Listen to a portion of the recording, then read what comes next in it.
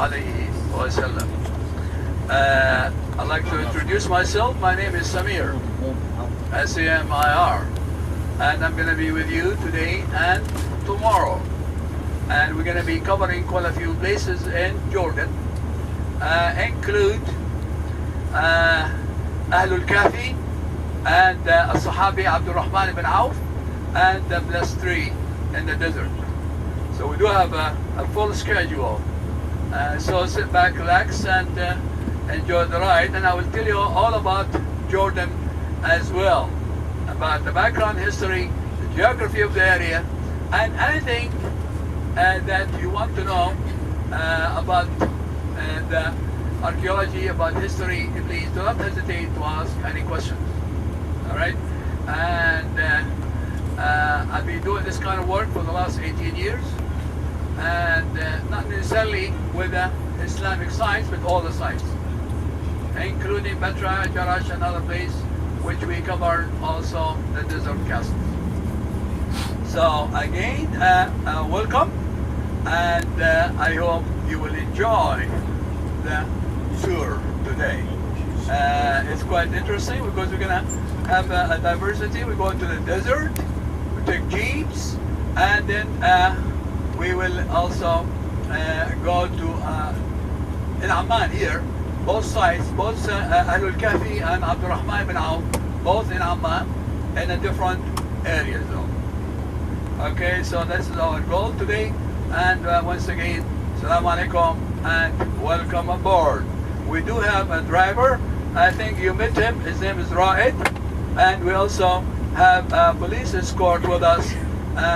His name is Hussam, the young man sitting in the front. Okay, so I will be talking to you as soon as we get things started.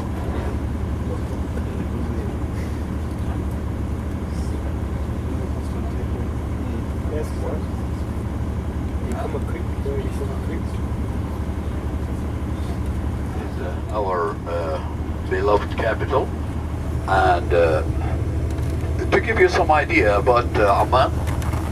Amaan actually served as a capital over 3,000 years ago.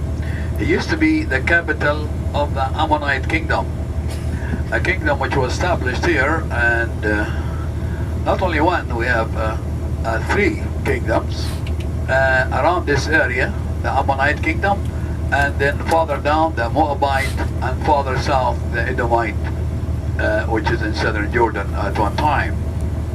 So you can see how history repeats itself. Amaan is the capital today for the Hashemite kingdom of Jordan. So it served as a capital over 3,000 years ago, and it's a capital today. And it's still pretty much carrying the same old name. The earlier name of Amaan was called Rabat Ammon, the great city of the Ammonite. So today, slightly changed from Ammon to Amaan. So that's the big change that we have now.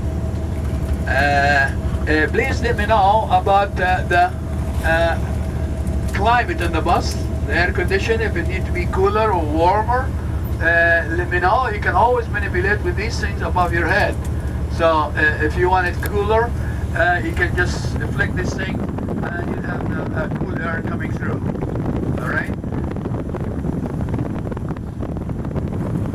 Okay. Bismillah. Here we go.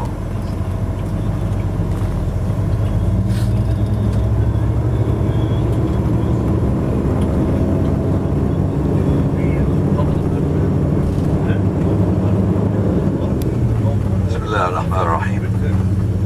سبحان الذي سخر لنا هذا وما كنا له مقرنين وإنا إلى ربنا لمنقلبون. And we'll be driving in the city of Amaan, and today Amaan, with a population almost 4 million people live in Amaan. So Amaan, half of the population today pretty much live in Amaan. And like I said, Amaan was called Ammon when the Greek took over 332 BC. That marks the beginning of the Hellenistic period. They name it Philadelphia. So Amman was known as Philadelphia for 1,000 years. And they named it after one of their generals known Batlimos Philadelphus. So that's where the word Philadelphia come from. And it states during the Greek, the Roman, Byzantine, and when the Muslims took over 635 AD and put an end to the Roman prisons, they give it the name back, slightly changed from Ammon to Amman. So that's where actually the name come from. And we're gonna be driving around. They're gonna follow that car up ahead, and he's gonna get some kind of a snack, so we'll have something to nibble on the bus. So that's. But we'll be heading to one of the sites that we're gonna be seeing today.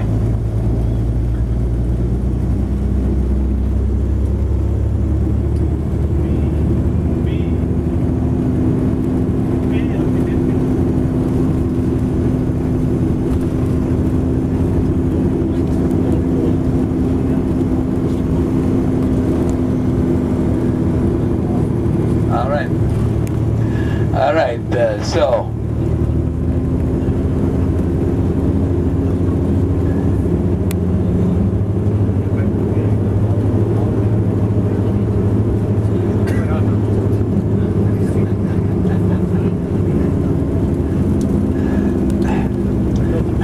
anyway, when we drive around here in Amman, Amman is virtually a new city. And Amman actually during the 2nd century AD, it had a population over 30,000 people were living here. We're talking about during the Roman time. And Amman was very much abandoned in the medieval time. And so things deteriorated here, and Amman was one of the decapolis known as the 10 cities.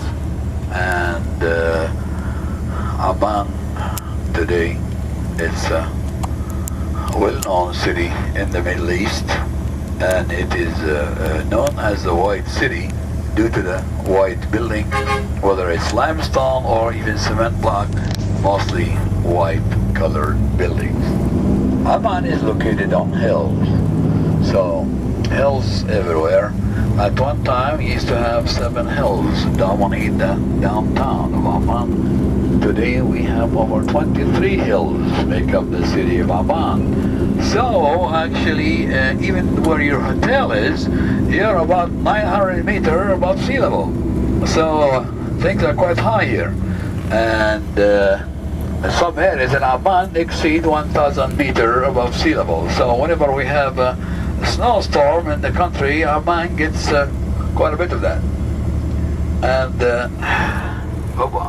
And we had actually a snowstorm a couple of months ago, and Amman was buried with snow, and things were pretty much off almost for a week. And unfortunately, we haven't had anything ever since. So for over 2 months, we did not have any snow or any rain.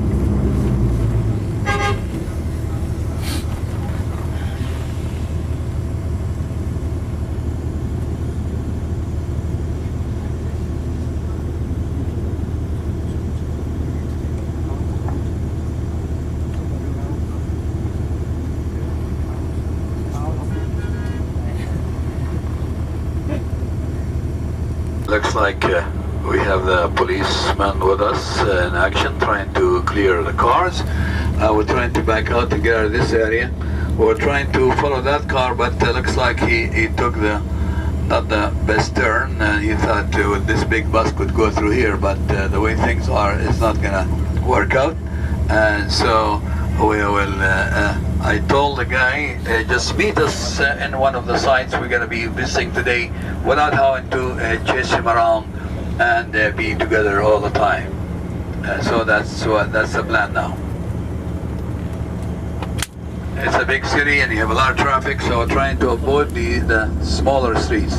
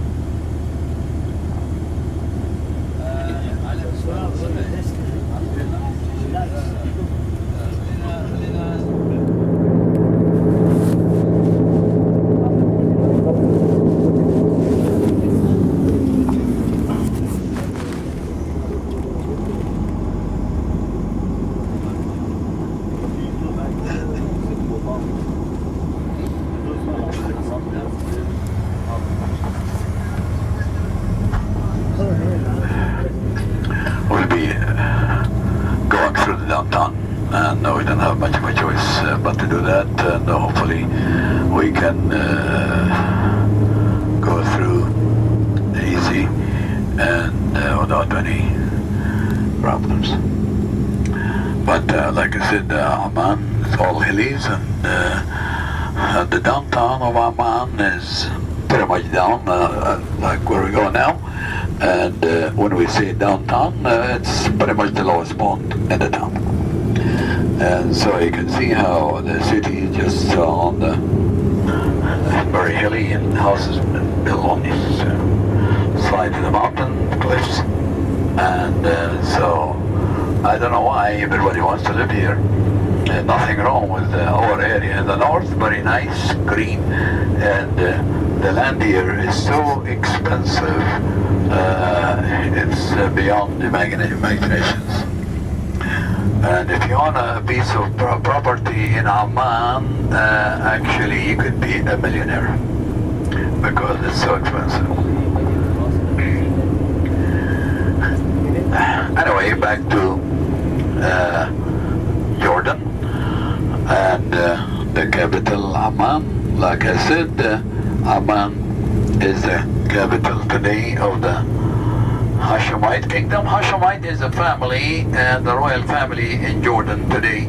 It is known as the Hashemite. And the word Hashemite actually originated from Mecca. And King Abdullah II today, he's descendant from the Prophet Muhammad alayhi salam.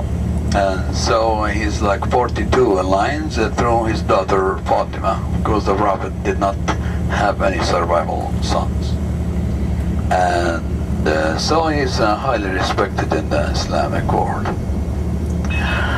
And King Abdullah II, he succeeded his father, late King Hussein, who died in February 7, 1999. And Jordan actually got its independence in 1946 from the British, and King Abdullah I became the first king of Jordan. And he was assassinated in 1951, succeeded by his son King Halal, who only ruled for 6 months. He was incompetent to continue, so a council in the country for a few months before King Hussein was brought back, who was studying in the Harrow Academy in England, and his succession to the throne was August 11, 1953. And King Hussein, he ruled Jordan for 46 years. And he's like a father to the people of Jordan. And he's pretty much behind the prosperity that this country got where it is today. And King Hussein, he was married 4 times, one at a time. And the first marriage was from a young Egyptian lady, and he was in his also early 20s and did not last very long. They were divorced. They had one daughter named Alia. And the second marriage from Tony Garner, the British lady, who whom they have 4 children. And today King Abdullah is her elder son. They have 4, 2 boys and 2 girls. They were separated. Some say divorce. Here, not too much tabloid about the royal family, so all we know, they were not living together anymore. And so he married a local girl from a Palestinian origin, and they have a boy and a girl. And she died in a helicopter crash, and then a couple of years later he met Lisa Halabi, an American lady with Arab origins, and a year later they were married. And so she also she gave him 2 boys and 2 girls. And today King Abdullah is married to Queen Rania, and she's also Jordanian with Palestinian origins, and she also have 2 boys and 2 girls. And today the Crown Prince of Jordan is Prince Hussein, and he's about 20 years old. And so that's how things stand here today. And as you know, Jordan, in 1950, they have the Jericho Declarations, and they have the East Bank and the West Bank joined together to form the Hashemite Kingdom of Jordan, as you know, after Israel was created. And over 850,000 Palestinian refugees fled the area, and a lot of them came to Jordan. And some in Syria, some in Lebanon, and other places. And so the West Bank and the East Bank used to be one country, and the Hashemite, the royal family. In 1967, Israel annexed the West Bank in the 6-Day War, and so Jordan lost the West Bank. And that's how we have things going on today. And nowadays they are trying to have something going, and they've been trying, and what's his name, Kerry, is trying his very best as far as we know. And but it's pretty much not going anywhere, and there's too many complicated issues, and Israelis are not really giving up the east of Jerusalem, which is very essential to the Islamic and the Arab world, because it is known to be the 3rd important city in the Islamic world. And the borders, the refugees, what to do with a lot of refugees? Do they get compensation? Do they have the right to return? These are the complicated issue, and also the settlement, which is all over the West Bank territory, mountains, and the border. So there is so many issues need to be tackled, that need to be dealt with. And that's how things stand today. So everything is just hovering in place, not going anywhere. So hopefully we'll have cool-headed people, and will solve the problem one way or another. Anyway, I'm not a politician, so I'm just telling you what the news says here. And so to assess the situation, you could be, everybody have his point of view. And in Jordan, when you come to that, you have 7 million people, you have 7 million opinions here. And as you can see, like I told you, Amaan is virtually a new city. So if you were to come here 20, 30 years ago, none of that was here. So just to give you an idea, Amaan in 1896 had a population of 250 people. And the early settlers in Amaan were from the Caucasus, from southern Russia. As you know, these people, the Circassians, were very much persecuted by the Russians. So at the time, the Turks brought a lot of them to the area. A lot of them settled in Turkey, some here, and in the region. So today we have about 150,000 Circassians live in Jordan, and they are the first settlers in many places where water was available. And at one time, used to have a river that flow in the downtown of Amman. So that's where they started. And the Circassian, just to give you an idea, Circassian, they are Caucasian people. That's where the word Caucasian actually originates from. And so they're well off because they have the land. The first settlers, they own the land, and you own the land here, you're okay. The land here is not very much, and so if you own property, you could actually make millions from it. I mean, by selling it, because there's so high demand on land here. And even now, it's not exactly, people not going to work, but it's still always rush hour in Amman. That's why even myself, not too crazy about coming to Amman just for shopping or what have you. So because of the traffic jams that's known here in Amman. And as you know, Amman receives a lot of refugees, especially Syrians nowadays, seeking work, and Iraqis. We have a lot of them here as well. So most of these people settled in Amman. Syrian refugees, they are settled in the north, but that's just a few refugee camps there, and a lot of them settle and work in cities like Amman. So that also add to the traffic jams as well. So that's doesn't make things a lot easier.